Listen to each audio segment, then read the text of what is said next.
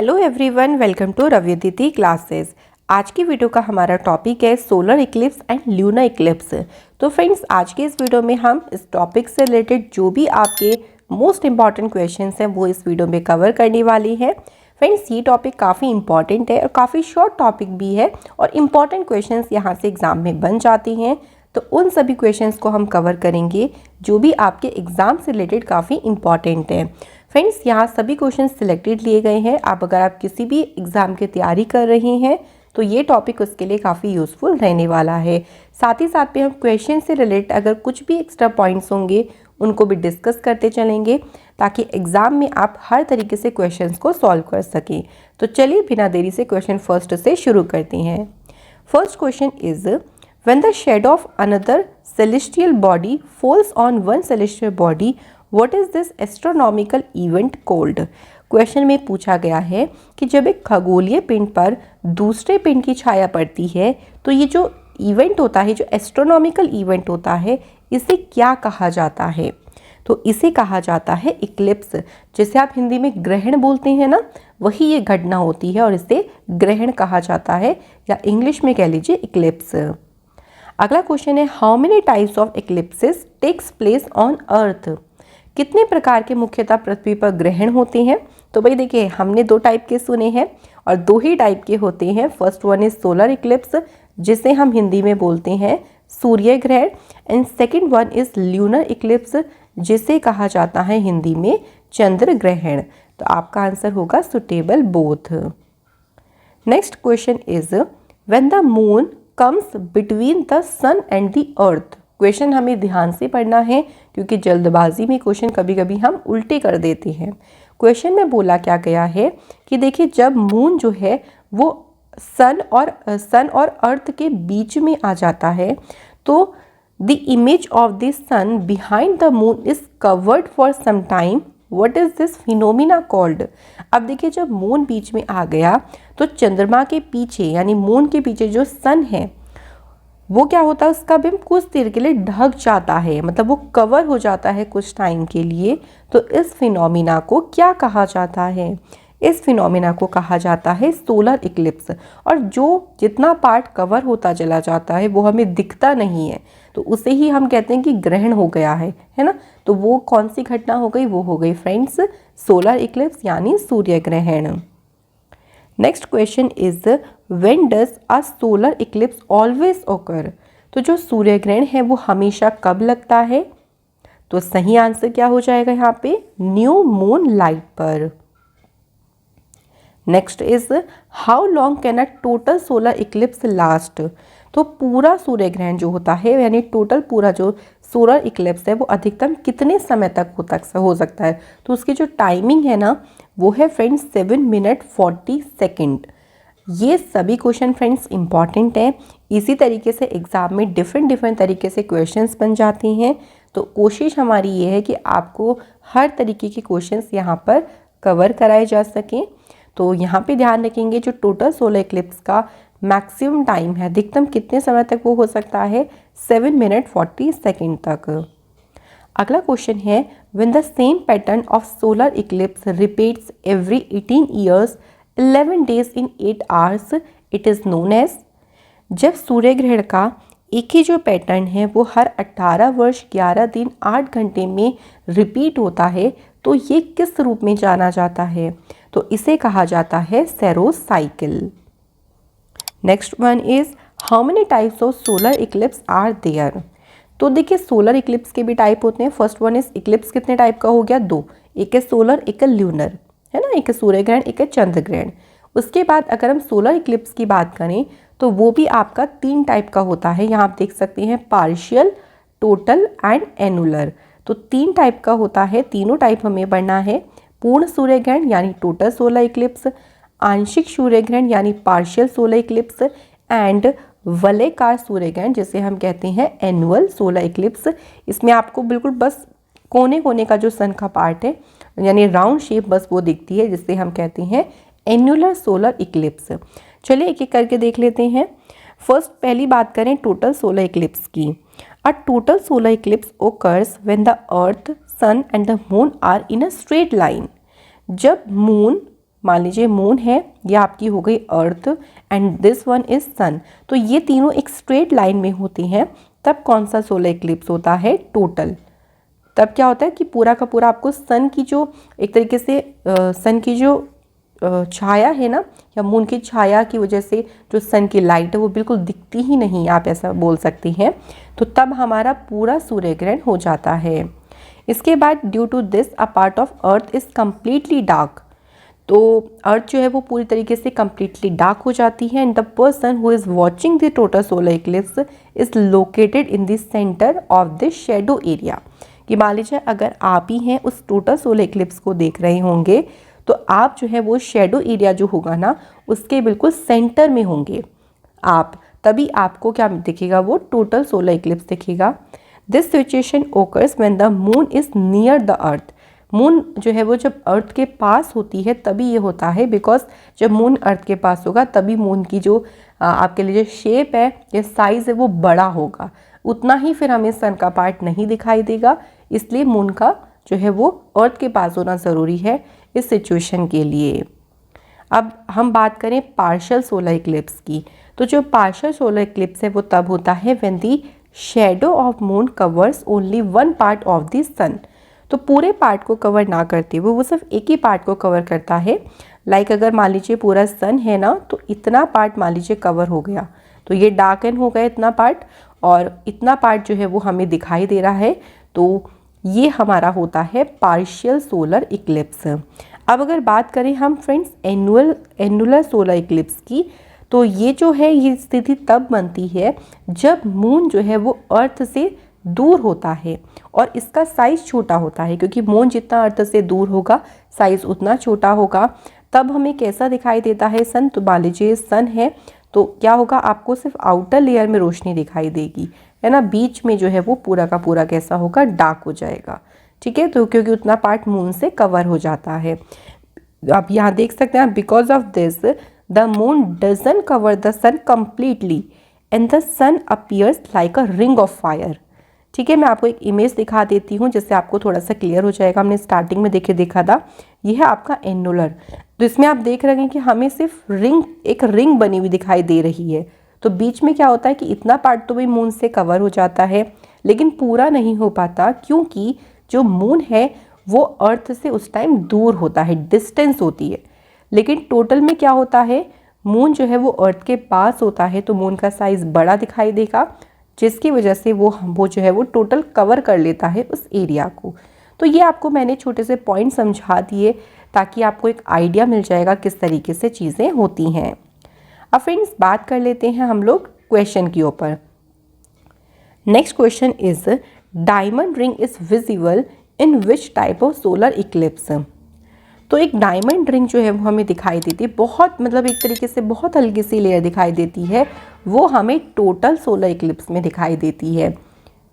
Next is in a language of astronomy when the sun earth and moon are in the straight line then what is the situation called. Astronomy में अगर हम बात करते हैं तो इस घटना को क्या कहा जाता है जब तीनों स्ट्रेट लाइन में होते हैं? तो एस्ट्रोनॉमी में इसे कहा जाता है, आंसर इज सीजोजी। तो इसे एस्ट्रोनॉमी में सीजोजी कहा जाता है इस पूरी सिचुएशन को। अगला क्वेश्चन है friends, when the earth sun and moon are in a straight line due to which a part of the earth is completely dark what is this situation called. जब अर्थ मून और जो सन है वो एक सीधी रेखा में होते हैं, इसके कारण पृथ्वी के जो है वो एक पार्ट पे पूरी तरीके से अंधेरा छा जाता है। इस सिचुएशन को क्या कहा जाता है? तो इस सिचुएशन को फ्रेंड्स क्या कहते हैं? आंसर हो जाएगा total solar eclipse. Next is which part of sun is visible at a time of total solar eclipse. तो फ्रेंड्स जो हमें टोटल सोलर इक्लिप्स में जो सन का पार्ट दिखाई देता है, बिकॉज हमें सिर्फ एक रिंग सी दिखाई देगी, बहुत ही डायमंड रिंग जिसे हमने बोला, तो ये जो डायमंड रिंग हमें दिखाई देती है, ये सूर्य का कौन सा भाग हमें दिखाई देता है? तो ये होता है कोरोना जो हमें दिखाई देता है। अब एक कोविड वाला कोरोना नहीं है, ये सन का कोरोना है। चलिए नेक्स्ट क्वेश्चन देख लेते हैं। अगला क्वेश्चन है, when the earth comes between the sun and the moon what is this phenomena called. अब देखिए क्या हुई सिचुएशन, अब सन और मून के बीच में कौन आ गया है, अर्थ आ गई है।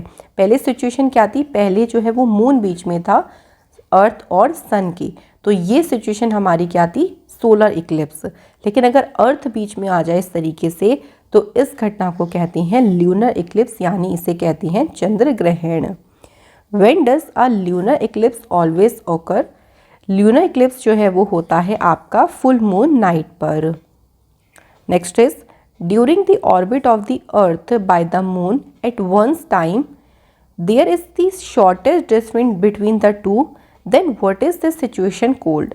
देखिए आप क्या करते हैं, सब चीज़ें एक दूसरे की परिक्रमा कर रही है। अगर हम मून की बात करें तो वो अर्थ के चारों तरफ राउंड कर रहा है, तो एक सिचुएशन ऐसी आती है कि मून और अर्थ के बीच की जो डिस्टेंस है वो शॉर्टेस्ट हो जाती है। आप देख सकते हैं कि जब ये अर्थ के चारों तरफ मूव कर रहा है तो यहाँ पे जो है वो इन दोनों के बीच की डिस्टेंस कम हुई है।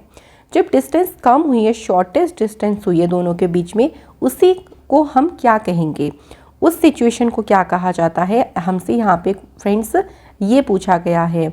तो हमारा आंसर हो जाएगा यहाँ पे पेरिजी। इस सिचुएशन को कहते हैं पेरिजी। अब यही एक और क्वेश्चन बन सकता है कि जब हमारी डिस्टेंस मैक्सिमम हो, लॉन्गेस्ट डिस्टेंस हो, जब मून अराउंड करता है अर्थ के, उस सिचुएशन को क्या कहा जाता है, उस सिचुएशन को हम कहते हैं apogee.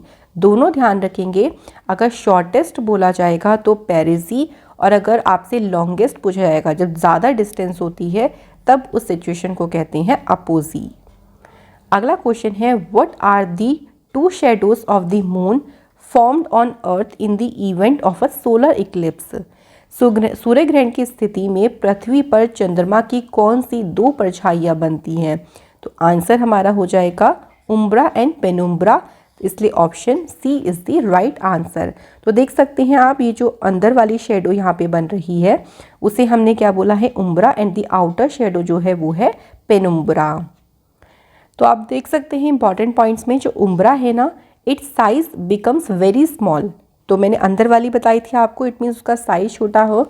As it reach the earth and only the people standing in its area see a total solar eclipse. तो जो लोग इस एरिया में होंगे ना, उन्हें ही पूरा टोटल सोलर इक्लिप्स दिखाई देगा। जो पेनुम्ब्रा जो है, इसका साइज बड़ा है, तो अगर पीपल जो है वो पेनुम्ब्रा में अगर मान लीजिए खड़े हैं तो उनको जो सोलर इक्लिप्स दिखाई देगा ना, वो पार्शियल दिखाई देगा। ये फ़र्क होता है, ध्यान रखिएगा। अगला क्वेश्चन है what is the position when the moon is closest to the earth in its orbit as well as in full size? जब चंद्रमा जो है अपनी ऑर्बिट में पृथ्वी के क्लोजेस्ट और साथ ही फुल साइज में होता है, इसे क्या बोलते हैं? तो इसे कहा जाता है सुपर मून, जिसमें आपको जो मून है ना उसका साइज बहुत ही जो है बड़ा दिखाई देगा, क्योंकि मून जो है वो बहुत ही क्लोज आ जाता है अर्थ के। Next is lunar eclipse falls on the full moon day but not every full moon eclipse occurs. The reason for this is that the moon's orbit is tilted on the earth orbit. How much is this inclination? देखिए चंद्र ग्रहण जो है वो full moon day, it means पूर्णिमा के दिन पड़ता है, लेकिन ऐसा हर एक टाइम नहीं है कि हर एक पूर्णिमा को आपका चंद्र ग्रहण हो जाएगा, ऐसा पॉसिबल नहीं होता। इसका मेन रीज़न ये होता है कि जो अर्थ का ऑर्बिट है, अर्थ की ऑर्बिट पर चंद्रमा की कक्षा का झुका होना, ये इसका मेन है। तो जो इंक्लाइनेशन है ना, ये झुकाव है, ये कितना है ये पूछा गया है, तो ये ध्यान रखेंगे, ये है आपका 5 डिग्री। इसलिए इसी रीज़न की वजह से हर एक फुल मून को आपका ल्यूनर इक्लिप्स नहीं होता है। अगला क्वेश्चन है in which moon position does a lunar eclipse occur? किस चंद्रमा की स्थिति में ही लूनर इक्लिप्स होता है? तो आंसर हमारा हो जाएगा वही फुल मून, लेकिन भाई हर एक टाइम ये पॉसिबल नहीं है। नेक्स्ट हमारा क्वेश्चन है what is a blood moon? अब देखो इसे ब्लड मून क्यों बोला गया, क्योंकि बिल्कुल ये आपको लाल रंग का दिखाई देगा, आप देख सकते हैं इमेज में भी, तो इसे ब्लड मून का नाम दे दिया। लेकिन ये क्या है? तो ये है फ्रेंड्स एक total lunar Eclipse with deep red glow. जब पूरा का पूरा लूनर इक्लिप्स हो जाता है और एक रेड सा कलर सा उस पर आ जाता है, तो इस घटना को ब्लड मून कह देते हैं, यानी उस टाइम जो मून है उसे कहा जाता है blood moon. Next question is during a lunar eclipse the red colour of the moon occurs due to the following reason. जो रेड कलर मून पे आ जाता है जब ल्यूनर इक्लिप्स होता है उस दौरान, तो वो किसके कारण आता है? तो वो आता है आपका due to the dust in the earth atmosphere. हमारे एटमॉस्फेयर पे जो डस्ट है ना, उसकी वजह से वो हमें रेड कलर जो है वो उस पर आ जाता है या हमें दिखाई देता है, और इसे हम ब्लड मून कह देते हैं। इसके बाद देखिए, during a calendar year what can be a maximum number of lunar Eclipse. अगर हम एक साल में देखें तो मैक्सिमम जो है वो कितने ल्यूनर इक्लिप्स हो सकते हैं? सही आंसर हो जाएगा फ्रेंड्स यहाँ पे 3। मैक्सिमम जो है वो 3 आपके ल्यूनर इक्लिप्स एक साल में हो सकते हैं। अब फ्रेंड्स कुछ रिवीजन कर लेते हैं। इट मीन्स कुछ हम लोग ऐसे पॉइंट्स के बारे में डिस्कस करेंगे और थोड़ा सा हम इसके मीनिंग के बारे में भी देख लेते हैं। तो सबसे पहले फ्रेंड्स अगर हम बात करते हैं यहाँ पर कि मीनिंग ऑफ इक्लिप्स, कि इक्लिप्स का मतलब क्या है इक्लिप्स का। तो an eclipse is a type of important astronomical event mainly occurring when an astrophysicist such as a moon और planet comes in the middle of the shadow of another astrophysicist। It means कि ऐसा देखिए क्या होता है कि ये तब ऐसी घटना होती है जब कोई भी मान लीजिए ऐसा एस्ट्रोफिजिसाइज है, जैसे कि हाँ मून हो गया, कोई भी प्लैनेट है, वो किसी दूसरे की छाया के बीच में आ जाता है, शेडो के बीच में आ जाता है। तो ये जो सिचुएशन आ जाती है उसको एक्लिप्स बोल देते हैं, ग्रहण बोला जाता है। अब 2 टाइप के होते हैं हमने पढ़ा था, तो 2 टाइप हमारे कौन कौन से हो गए देखिए। एक हो गया हमारा सोलर इक्लिप्स और सेकंड हमारा हो जाएगा ल्यूनर इक्लिप्स। सोलर इक्लिप्स कब होता है देखिए, जब मून आ जाता है अर्थ और सन के बीच में। आप ना उस जो हमने पिक्चर दिखाई थी ना, आप बस उस पिक्चर को ध्यान रखो, तो आपको कुछ भी रटने की ज़रूरत नहीं होगी कि भाई हमारा जो मून है वो अर्थ और सन के बीच में आ जाता है। तो जो सन की जो सनलाइट है ना वो अर्थ तक देखिए नहीं पहुंच पाएगी, तो जितने एरिया पे नहीं पहुंच पाएगी वो डार्कन हो जाएगा, और उसी कंडीशन को हम बोल देते हैं सोलर एक्लिप्स। आज सिग्निफिकेंस की बात करें तो जो सोलर एक्लिप्स है वो are very important to study the top layer of the earth sun, जिसे हम कोरोना कहते हैं, जो सूर्य की जो टॉप लेयर होती है उससे कोरोना कहते हैं, तो उसके स्टडी के लिए काफ़ी इंपॉर्टेंट होता है solar eclipse. It is very important to understand such astronomical phenomena because they affect all the remaining parts of this solar system, और ये हमारे अर्थ को भी काफ़ी ज़्यादा जो है वो इफेक्ट करती हैं। सदियों पहले देखिए, by studying the moon during the eclipse, के दौरान जब मून की स्टडी की गई तो साइंटिस्ट ने देखा that the shape of the earth is round. तो सदियों पहले देखिए जब इक्लिप्स था तो उसी दौरान जब मून की स्टडी कर रहे थे तब ऐसा साइंटिस्ट ने पाया कि भाई अर्थ की जो शेप है वो राउंड है। The eclipse is being used by scientist to study the lunar surface in detail. तो काफ़ी सारे देखिए इसके सिग्निफिकेंस हैं, काफ़ी इंपॉर्टेंस भी रखता है solar eclipse. What is the fire ring. देखिए जो सोलर एक्लिप्स के दौरान जो एक फायर रिंग सी बनती है उसका मतलब क्या है। Fire ring is not visible during all types of solar eclipse. ये तभी बनता है when the centre of the sun is covered by the moon in such a way that only the outer edge of the sun is visible. तो देखिए firing हर एक type के solar Eclipse में नहीं बनता। ये कब बनेगा, जब आपका सन का जो सेंटर होगा, मान लीजिए आपका सन है और सन का जो सेंटर होगा वो मून के द्वारा जो है वो कवर हो जाएगा, तो आपको जो इसकी आउटर एज है वो दिखाई देगी, उसे ही फायर रिंग बोल देंगे। तो आउटर रिंग जो है वो एक तरीके की रिंग की दिखाई देती है, रिंग ऑफ फायर की तरह दिखाई देती है, और इसे हम बोल देते हैं फायर रिंग। अब प्रिकॉशंस की बात करते हैं, तो जो सोलर रेडिएशंस होती हैं, जब सोलर इक्लिप्स होता है तो उसके दौरान जो सोलर रेडिएशंस निकलती हैं वो डैमेज कर सकती हैं हमारी आइज़ की टिश्यूज़। जो हमारी आँखों के डेलिकेट टिश्यूज़ हैं वो ख़राब हो सकते हैं, इसलिए बोलते हैं कि सोलर इक्लिप्स के दौरान जो है वो बाहर नहीं जाना चाहिए। तो साइंटिफिक रीज़न भी है देखिए इसके। तो इससे आपका जो रेटिना है उसमें जलन हो सकती है, जिसे हम सोलर रेटिनोपैथी कहते हैं। It is advisable to watch the solar eclipse with special filter glasses, जिसे हम कहते हैं एक्लिप्स ग्लासेस। अगर आप सोलर इक्लिप्स को देखना चाह रही हैं तो आप इसे डायरेक्टली ना देखें, क्योंकि जब उससे रेडिएशन निकलती है ना वो हमारी आइज़ की टिश्यूज़ को काफ़ी डैमेज करती हैं। तो इसके लिए एक स्पेशल फिल्टर ग्लासेस भी होते हैं जिसे हम कहते हैं एक्लिप्स ग्लासेस, या फिर एक घरेलू जुगाड़ भी होता है जो हमारा, आपने देखो ना एक्सरे होता है, हम उसको फोल्ड करके भी कई बार देख लेते हैं। ये सब आपने भी किया होगा ज़रूर कभी ना कभी, तो लेकिन हमें डायरेक्टली कभी भी नहीं देखना चाहिए। ल्यूनर इक्लिप्स की बात करें कब होता है, देखिए जब अर्थ जो है वो सन और मून के बीच में आ जाती है, तो सनलाइट जो है वो डायरेक्टली अर्थ तक नहीं पहुंच पाती है, ठीक है। When the earth comes between the sun and the moon, ठीक है, तो मून जो है वो हमें क्या दिखाई देगा, डार्कन दिखाई देगा, क्योंकि मून के पास खुद की रोशनी नहीं है, ध्यान रखेंगे। तो जब हमें रोशनी नहीं पहुंच पाएगी, देखिए तो क्या होगा, हमें मून का वो सरफेस डार्क दिखाई देगा। इसी कंडीशन को हम क्या बोलते हैं, ल्यूनर इक्लिप्स। ल्यूनर इक्लिप्स जो है वो तब होता है when the earth come between the moon and the sun due to which the light source from the sun to the moon is restricted by the earth. तो इसको हमने cover कर लिया है। तो इस टॉपिक से रिलेटेड जो भी इंफॉर्मेशन हो सकती थी मैंने सभी आप लोगों के साथ यहाँ पर शेयर की है। आई होप सो कि अब आपको सोलर इक्लिप्स और ल्यूनर इक्लिप्स में डिफ्रेंशिएट भी आप कर सकेंगे, और अगर इस पर कोई भी क्वेश्चन आएगा तो आप इजीली उसे सॉल्व कर सकेंगे।